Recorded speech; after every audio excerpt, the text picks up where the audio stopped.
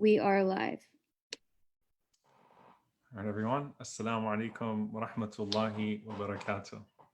أعوذ بالله السميع العليم من الشيطان الرجيم بسم الله الرحمن الرحيم الحمد لله رب العالمين والصلاة والسلام على رسوله الكريم وعلى آله وصحبه أجمعين. So, alhamdulillah, throughout this month of Ramadan and since the COVID-19 period uh, has dawned upon us, we've been doing a lot of programs, alhamdulillah, Rabbil Alameen, and there's been a lot about how we're going to get back to normal and how we're going to return back to a place where we're spiritually enriched, where we've taken the best of these lessons. And at the same time, we have, we've moved on and we've matured both as institutions, as communities, as well as, bidnillahi ta'ala, as individuals. So talking about individuals and institutional growth and how we get back to our masajid, and there's been so much about how much we've missed the masajid. So tonight, alhamdulillah, I'm honored to be with you on behalf of Muhsen. And Muhsen was founded, alhamdulillah, a few years ago. Many of you have heard the story, many of you might not have heard the story, but it was actually on Hajj when I had the blessing of having Sister Juhi Tahir, who's our executive director, with me in Hajj that year. And we spoke about her own passion for this and how we make masajid, how we make our community more accessible to those with special needs. And this was something that was very deep and personal to her. And we started to talk about how we make this happen. Alhamdulillah, Rabbil Alameen, here we are now, over 5 years later, talking about how we make this a reality throughout the community. Except now, we're speaking about a situation where everyone is in quarantine. Everyone is at home and thinking about how much they miss the masajid, and our masajid are not accessible to anybody except for a few exceptions to that rule. And so I wanted to speak a little bit about this today because I've spoken about this from the perspective of social justice. Typically, when you think about causes of social justice, those with special needs fall very low on the on the list of those for whom we should be advocating. Typically in our discourse, if they even make it at all. When you talk about inclusion within the masajid, and we talk about the need for our masajid to be more inclusive to the youth, the need for our masajid to be more inclusive for our sisters, the need for our masajid to be more inclusive for converts, the need for our masajid to be more inclusive in so many different ways. How many times do you see the conversation actually take the route of speaking about the need for our masajid to be inclusive for those with special needs? It's rarely spoken about, and the reality is that while we are all in quarantine right now, special needs families have been in quarantine forever. When it comes to the way that our community has functioned in our masajid, our special needs community has not found access in the masajid, and a lot of times we just ask people to just deal with it. We ask parents with children that might have special needs not to come make noise in the masajid. We don't even bother most of the time putting the necessary protocols in place just to make it even physically accessible. And then even when it's physically accessible, it's not welcoming. We don't have the classes that are necessary for our brothers and sisters with special needs. We don't cater towards, the very basic things that would enhance the masjid in a way that it would be welcoming to them. And in the process, it's like saying they're not a priority. It's almost like we're saying they don't matter as much. And subhanAllah, if you go back to Surah Abasa, Allah Azza wa Jalla tells us about the story of Abdullah ibn Maktoum radiyallahu ta'ala anhu, who came to the Prophet sallallahu alaihi wasallam, and he was a blind man, wa huwa yas'a, and he was rushing to the Prophet sallallahu alaihi wasallam in the midst of the Prophet sallallahu alaihi wasallam having an extremely important conversation with some of the elites of Quraysh. The Messenger of Allah sallallahu alaihi wasallam had been trying to gain the attention of the elites of Quraysh to where they would listen to his da'wah, consider his da'wah for years. And now he has this opportunity where he's sitting with the nobles of Quraysh who did not want to sit with the Prophet ﷺ in the presence of the downtrodden, who were, the bulk of the community of the Messenger ﷺ. And Abdullah ibn Maktoum radiallahu ta'ala anhu comes, and the Prophet ﷺ, as he is speaking to those nobles, and Abdullah ibn Maktoum, unaware of the situation, starts to question the Prophet ﷺ, or ask the Prophet ﷺ questions. Alimni mimma allamak Allah, teach me from what Allah taught you. And the Prophet ﷺ did not rebuke him, but he turned away from him. Alayhi salatu wasalam. Abasa wa tawalla. He frowned at a blind man, so he would not have seen the frown. But he turned away from him, sallallahu alayhi wasallam, and he continued to give da'wah, continued to preach to the nobles in that situation, in that scenario where he finally had their attention.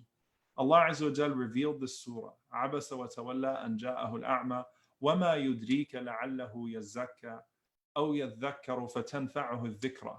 You know, Abasa wa tawalla, speaking of the Prophet ﷺ to the Prophet ﷺ, he frowned and he turned away when the blind man came to him. And how do you know, O Muhammad ﷺ, that perhaps this was a necessary conversation for his tazkiyah, for his purification, or he would be reminded and the reminder would benefit him. أَمَّا مَنْ اسْتَغْنَى فَأَنْتَ لَهُ تَصَدَّى. As for those who have shown pride and arrogance and no desire, no inclination towards your message, you gave them attention in those moments, and it would not benefit them because their intentions were off. So there's so much to unpack from that. And of course, the Prophet ﷺ being the best of character, the Prophet ﷺ would say to Abdullah ibn Maktoum radiallahu ta'ala anhu, anytime he saw him after that incident, welcome to the one on whose behalf Allah subhanahu wa ta'ala admonished me. Welcome to the one on whose behalf Allah subhanahu wa ta'ala admonished me. There are many lessons that we can take from that. But one of the core lessons is the priority. The priority, not just the way that Abdullah ibn Maktoum would have felt, but the priority that we have as a community. Do we include in our list of priorities making our masajid accessible to those with special needs? And will we take the time where our masajid have been closed off to us to think about how we can make the masajid more conducive to the masjid of the Prophet ﷺ, or more fitting to be masajid that continue in the line of the masjid of the Prophet ﷺ, that are welcoming to those with special needs? Now, obviously, muhsen usually outside of COVID-19 would be focused on much which has to do with us coming together. So the masjid certification program, the special needs umrah that we do, where we take people, alhamdulillah, with special needs, with particular counselors and caretakers and their families, and we offer them the opportunity to visit not just the house of Allah subhanahu wa ta'ala in their localities, but actually visiting the house of Allah subhanahu wa ta'ala in Mecca, and then the masjid of the Prophet ﷺ in Medina, which is a special experience that we've been able to embark upon on an annual basis, alhamdulillah rabbil alameen. So what changes now during COVID-19? So typically, muhsen would have awareness workshops. We would have masjid certification to make masjids more accessible. And we pray that those masajid would continue to be more accessible, inshallah ta'ala, and would up their game and really consider the things that we have put in place at muhsen to make sure that everyone in the community is welcome to the masjid. A special needs weekend Islamic school curriculum, which is being implemented across the country, alhamdulillah, support groups, respite care services, events and convention disability services. So if you've gone to ISNA or MAS or ICNA or major conventions, you would have noticed, alhamdulillah, though to varying degrees, a muhsen presence where families with special needs are not just welcomed into the conventions, these big Islamic events, but there are special lines for them and special services for them so that they're given priority in these events. Muslims Muslim families that have children with special needs that have never gotten the chance to pray Eid or Taraweeh. You're talking about quarantine now. They've never had that opportunity. Organizing Eid prayers for families with special needs. So social events for families with special needs. The Muhsin Umrah, as I mentioned. Braille Qur'ans and sign language and captioning services, something we all need to get better at. So these are the programs that Muhsin is usually doing, which occupies our brilliant team, alhamdulillah rabbil alameen, and has really taken the country to the next level in regards to its masajid, with still much to be desired in making sure that we cater to a segment of our community that's often silenced. What does muhsin look like during COVID-19? Well, for one, collecting zakah for essentials and equipment for individuals with disabilities. There are people, as we've noted, that are vulnerable. We're already vulnerable before COVID-19, and they're only more vulnerable right now. So collecting zakah for essentials and equipment for individuals with disabilities, delivering groceries and medication nationwide to people with special needs, continuing the special needs weekend school through e-learning online, and implementing video calls to check in on students, ASL and captioning for Islamic content for many organizations, alhamdulillah. 700 Ramadan gifts have been mailed out to families across the country. And this Mondays with Muhsen weekly series addressing the spiritual needs of individuals with special needs, which alhamdulillah Rabbil Alameen, I'm in the rotation of Mondays with Muhsen. And then finally, support groups for caregivers and individuals with disabilities. And so when you support Muhsen this Ramadan, you're directly supporting not just advocacy work, which already takes place, but you're directly supporting those families with individuals with special needs there, and delivering not just the love that Allah subhanahu wa ta'ala taught us to deliver to those families, but the learning that they are worthy of, the worship, just as we've all had to adjust online and had to make things more accessible to the community through all of the different online programs, making sure that learning is accessible to them as well, making sure that there are check-ins, making sure that their needs are taken care of when it comes to groceries and medication. You're supporting a community that was so beloved to the Prophet sallallahu alaihi wasallam, so beloved to Allah subhanahu wa ta'ala, that he admonished his beloved one sallallahu alaihi wasallam on behalf of not just Abdullah ibn Maktoum radiallahu ta'ala anhu, but those in our community, all of us being admonished on behalf of those in our community that are like Abdullah ibn Maktoum, who we might not pay attention to so frequently. And so I want to encourage you all, and I'm going to read some responses inshallah ta'ala on Facebook and Instagram that the Muhsen team came up with, where the Muhsen team put out a call where it was an invitation to those with special needs to actually respond and say what it is that they want the community to know through the Dear Sheikh Omar campaign that Team Muhsen put out. And so I'm going to read some of these very touching responses, inshallah ta'ala. But before I do that, once again, as you're thinking about the priorities in our community of people to support, and I pray that you're supporting your local masjid, and I pray that you're supporting your relief organizations. I pray you're supporting your da'wah organizations, your educational organizations. This is a cause that so often gets neglected. And when you think about da'wah, how rewardable is da'wah and education to our special needs community? When you think about relief, how rewardable is relief to our special needs community? When you think about providing learning opportunities, how rewardable is learning and providing the access to learning to our special needs community? And so, inshallah ta'ala, I'm going to go ahead and just read some of these responses through the Dear Sheikh Omar campaign. And yes, it is zakat eligible. This is a zakat eligible cause.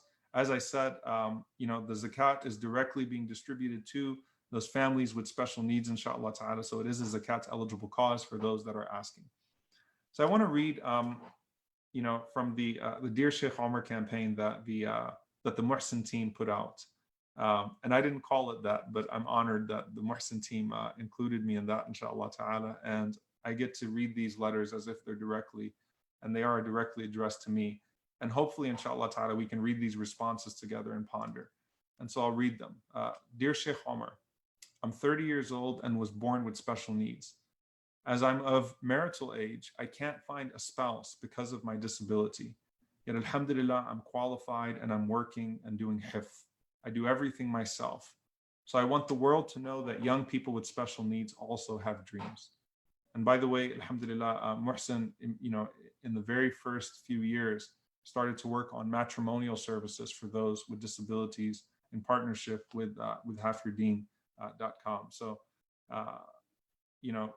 a lot of people came forth as we had started Muhsen and said, look, this isn't just about providing access. This is about providing as much as possible the avenues to where people with special needs can have the opportunities in life that other people have. Dear Sheikh Omar, see us. When you see us struggle, help us. When you see us succeed, celebrate with us.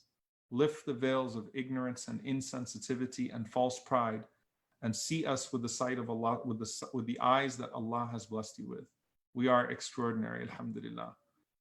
Dear Sheikh Omar, it's an honor and privilege from Allah to be allowed to take care of these beautiful people of Jannah, and to know that Allah subhanahu wa ta'ala has not given up on us by giving us this opportunity to fix ourselves. Hope, patience, perseverance, gratitude are just some of the words that can be used to describe our day, and I wouldn't have wanted it any other way. Alhamdulillah. May Allah reward all of our families and caretakers and those that spend this time not just trying to make the houses of Allah subhanahu wa ta'ala more friendly to those with special needs and more welcoming, but whose own homes are abodes of relief and refuge for those with special needs, at the expense of immense personal time and well-being of those that serve as caretakers, being parents or otherwise. Dear Sheikh Omar, the beauty and the blessings that surround being special needs are far more than the difficulties. You just have to train yourself to look for them. Only the best of us were chosen by Allah subhanahu wa ta'ala to be in this world with a trial that sets us apart. Always look for the best of it, because the reality of special needs is being showered in blessings from Allah subhanahu wa ta'ala, even if we can't always see them. Allahu Akbar. A few years ago, we had Sister Sara Mankara, who is an incredible young woman that has done a lot, particularly when it comes to integration for those that cannot see with their eyes. And I very intently use cannot see with their eyes because Allah subhanahu wa ta'ala says it's the hearts that truly cannot see. But the eyes the eyes can only not see when the hearts cannot see, in the deeper spiritual sense. And she came to our muhsen banquet. She was one of our confident Muslim presenters at Yaqeen Institute on the convention stage.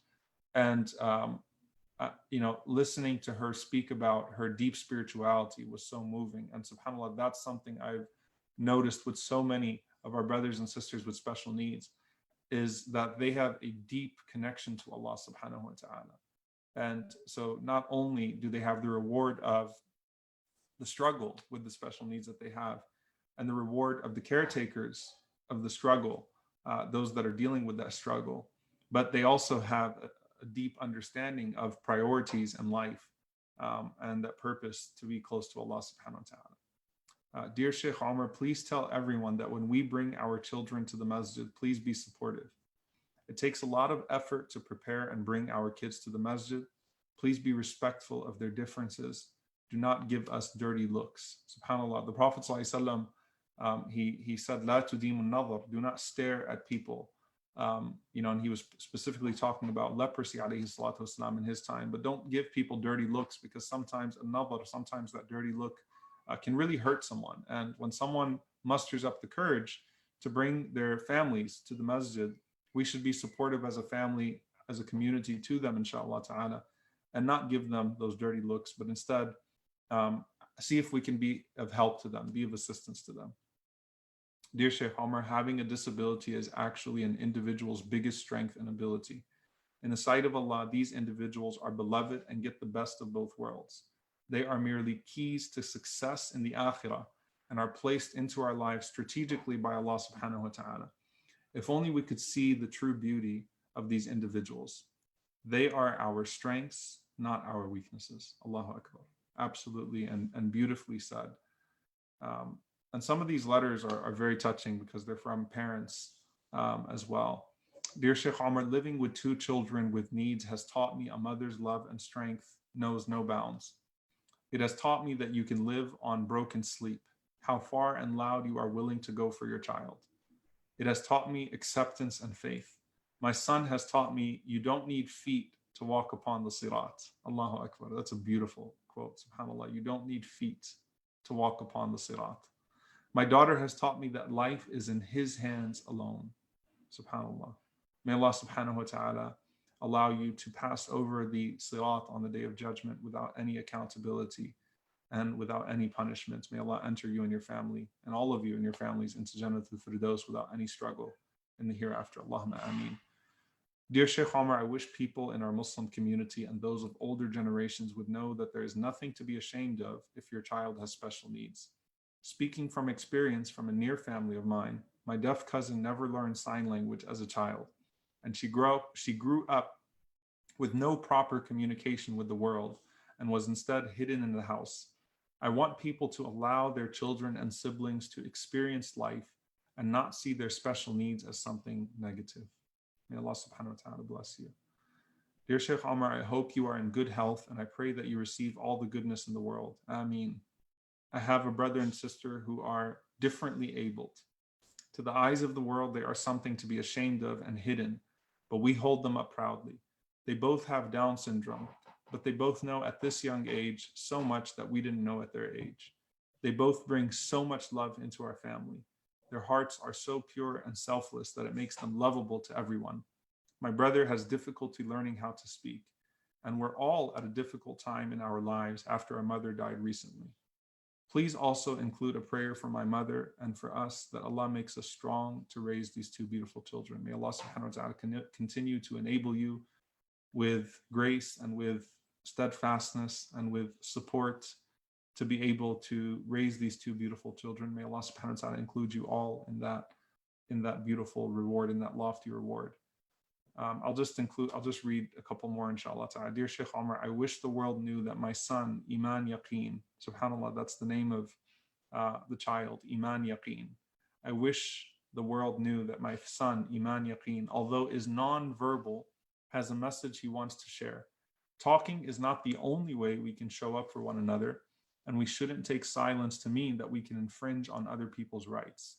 He has taught me as his mother a lot about patience, joy and simplicity, and overall love for God and his will. Inshallah, Iman continues to share his silent but poignant message with the world, as I believe it is so valuable, especially in this day and age. Allahu Akbar. SubhanAllah. There were so many people that in the muhsen Umrah that would look at the Kaaba for the first time, and you could just see the deep communication with Allah Azza wa Jalla, though it was not verbal. SubhanAllah, this is a beautiful testimony to that. Now I'll just read one more, inshallah ta'ala, and just share some closing thoughts. Dear Sheikh Omar, I'm a mom with an autistic son. I want the world to know that we love our special kids, just like any parents with neurotypical children, and wouldn't trade them for the world. So please don't think of them as sick and as needing of a cure.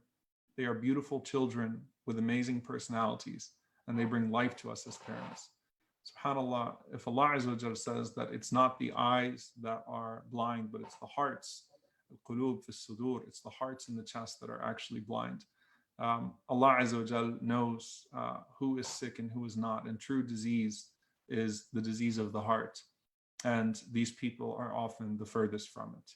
May Allah subhanahu wa ta'ala bless you all and elevate you all and reward all of the caretakers and the families for what they do for their loved ones, for those people of Jannah. And may Allah subhanahu wa ta'ala allow all of those that have special needs to have a special place with Allah subhanahu wa ta'ala in Jannatul Firdaus, in the companionship of the beloved sallallahu alaihi wasallam, along with their families and along with all of us. Allahumma ameen.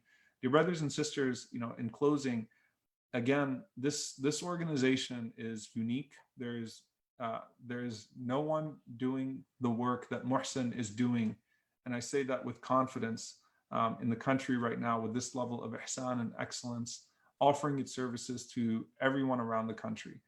And while we make dua for them to have a special place in Jannah due to their special needs, we need to pay special attention to those needs in this dunya and make sure that when our masajid open up, there's a special place for them in our masajid, in our Islamic schools, in our communities, in our functions, in our conventions, in all of those things.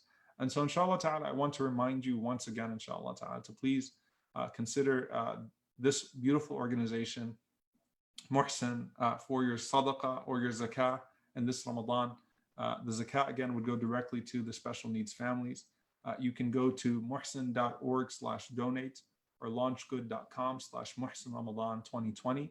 And I want to thank the team at Muhsen for putting this together, for subhanallah, allowing me to be the recipient of these letters from our brothers and sisters around the world. May Allah subhanahu wa ta'ala alleviate the struggle of all, and may Allah subhanahu wa ta'ala allow us to be proactive and productive in supporting our brothers and sisters that struggle in different ways and that are differently abled May Allah subhanahu wa ta'ala allow our masajid to open up to them when they open up to us. And may Allah subhanahu wa ta'ala allow our hearts to open up to them always, as Allah subhanahu wa ta'ala never loses sight of them. May we not lose sight of them as well. Allahumma ameen.